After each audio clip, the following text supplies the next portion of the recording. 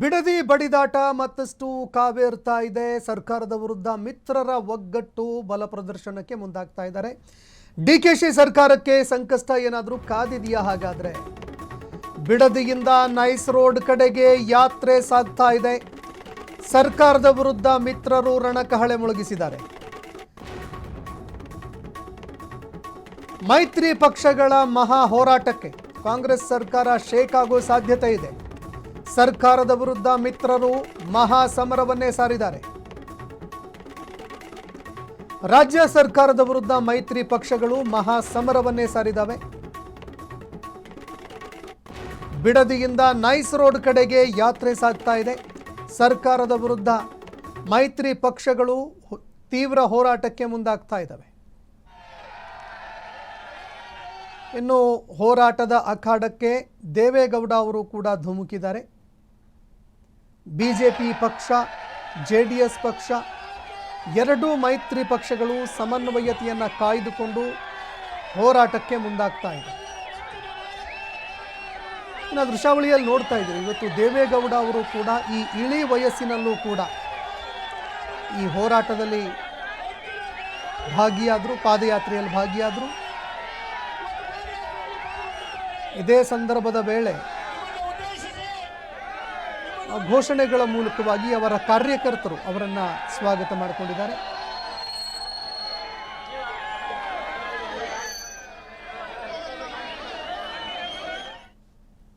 ಇನ್ನು ಒಂದು ದಿನದ ಮೊದಲೇ ಬಿಡದಿ ಹೋರಾಟ ಮೊಟಕಾಯಿತು. ಮಾರ್ಗ ಮಧ್ಯದಲ್ಲಿ ಪೊಲೀಸರು ತಡೆ ಹಿಡಿದಿದ್ದಕ್ಕೆ ಹೋರಾಟ ವಾಪಸ್ ಪಡ್ಕೊಂಡಿದ್ದಾರೆ. ಮಾರ್ಗ ಮಧ್ಯದಲ್ಲಿ ಬಿಡದಿ ಹೋರಾಟವನ್ನು, ಈ ಪಾದಯಾತ್ರೆಯನ್ನು ಪೊಲೀಸರು ತಡೆ ಹಿಡಿದರು. ಕಣಮಿಣಿಕೆ ಟೋಲ್ ಬಳಿಯಲ್ಲಿ ನಿಖಿಲ್ ಕುಮಾರಸ್ವಾಮಿ ಹೇಳಿಕೆ ಕೊಟ್ಟಿದ್ದಾರೆ. ಟೋಲ್ ಬಳಿಯಲ್ಲೇ ತಡೆದ್ರು ನಮ್ಮನ್ನ, ಹಾಗಾಗಿ ನಾವು ಹೋರಾಟವನ್ನು ವಾಪಸ್ ಪಡ್ಕೊಳ್ಳುವಂತಾಯಿತು, ಅಲ್ಲಿಂದ ನಾವು ವಾಪಸ್ ಹೋಗುವಂತಾಯಿತು, ಈ ಪಾದಯಾತ್ರೆಯಿಂದ ಹಿಂದೆ ಸರಿಯುವಂತಾಯಿತು ಅಂತ ನಿಖಿಲ್ ಕುಮಾರಸ್ವಾಮಿ ಮಾತಾಡಿದ್ದಾರೆ. ದೃಶ್ಯಾವಳಿಯಲ್ಲಿ ನೋಡ್ತಾ ಇದ್ದೀರಿ, ಇವತ್ತು ಈ ಪಾದಯಾತ್ರೆಯನ್ನು ಮಾಡಿ ಅಂತಿಮ ಘಟ್ಟಕ್ಕೆ ತೆರಳೋದಕ್ಕೆ ಅಂತ ಸಾಗಿ ಬರ್ತಾ ಇರುವಂತಹ ಸಂದರ್ಭದಲ್ಲಿ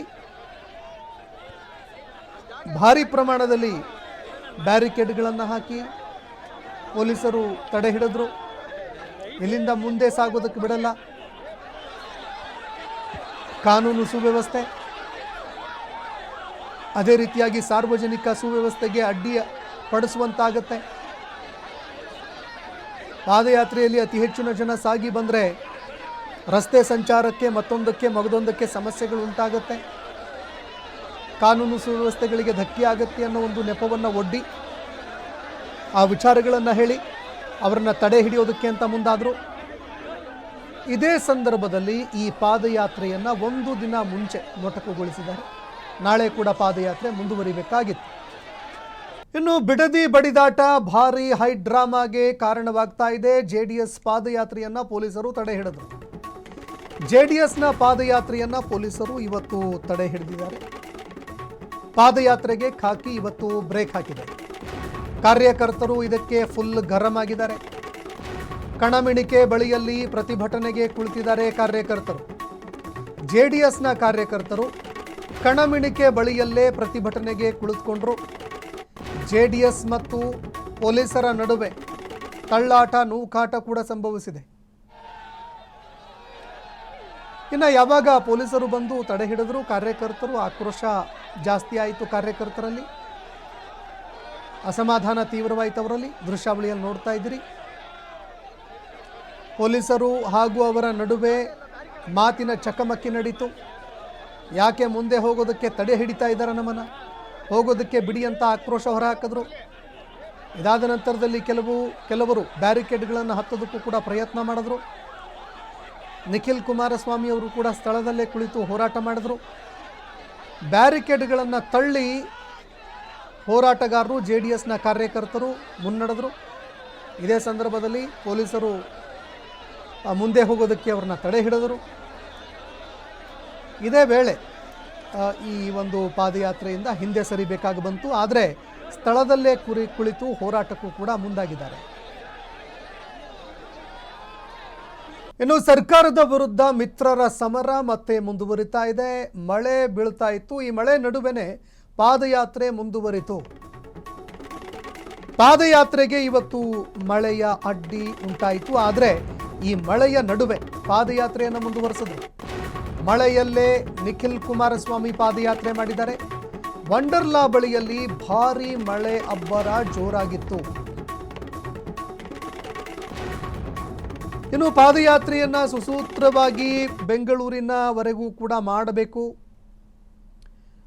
ಬೆಂಗಳೂರಿನ ಒಳಗೆ ತಂದು ಇದನ್ನು ಸಮಾರೋಪ ಮಾಡಬೇಕು ಅನ್ನುವಂತಹ ಒಂದು ನಿರ್ಧಾರ ಮಾಡಿದ್ರು. ಆದರೆ ಇದೇ ಸಂದರ್ಭದಲ್ಲಿ ಒಂದು ಕಡೆ ಪೊಲೀಸರು ಬ್ಯಾರಿಕೇಡನ್ನು ಹಾಕಿ ಈ ಹೋರಾಟವನ್ನು ತಡೆ ಹಿಡಿಯೋದಕ್ಕೆ ಅಂತ ಮುಂದಾದರು. ಹೋರಾಟವನ್ನು ಅಲ್ಲಿಗೆ ಮೊಟಕುಗೊಳಿಸೋದಕ್ಕೆ ಅಂತ ಪೊಲೀಸರು ಮುಂದಾದರು. ದೃಶ್ಯಾವಳಿಯಲ್ಲಿ ನೋಡ್ತಾ ಇದ್ರಿ, ಸಾಲಾಗಿ ಬ್ಯಾರಿಕೇಡ್ಗಳನ್ನು ಹಾಕಲಾಗಿದೆ. ಇಲ್ಲಿಂದ ಮುಂದೆ ಹೋದರೆ ಬೆಂಗಳೂರಿನಲ್ಲಿ ಸಾಕಷ್ಟು ಸಮಸ್ಯೆ ಉಂಟಾಗುತ್ತೆ. ಟ್ರಾಫಿಕ್ ಜಾಮು ಇದೆಲ್ಲವೂ ಕೂಡ ಉಂಟಾಗುತ್ತೆ. ಹಾಗಾಗಿ ಮುಂದೆ ಹೋಗೋದಕ್ಕೆ ಬಿಡೋದಕ್ಕಾಗಲ್ಲ ಅಂತ ಪೊಲೀಸರು ತಡೆ ಹಿಡಿದ್ರು. ಇದೇ ಸಂದರ್ಭದಲ್ಲಿ ಕಾರ್ಯಕರ್ತರು ಆಕ್ರೋಶಭರಿತರಾದರು, ಉದ್ವೇಗಕ್ಕೆ ಒಳಗಾದರು, ಮಾತಿನ ಚಕಮಕಿ ಬೆಳೀತು. ಇದರ ನಡುವೆ ಮಳೆ ಕೂಡ ಭಾರಿ ಪ್ರಮಾಣದಲ್ಲಿ ಆಗಿದೆ. ಮಳೆಯ ನಡುವೆಯೂ ಕೂಡ ಹೋರಾಟ ಮುಂದುವರಿತಾ ಇದೆ.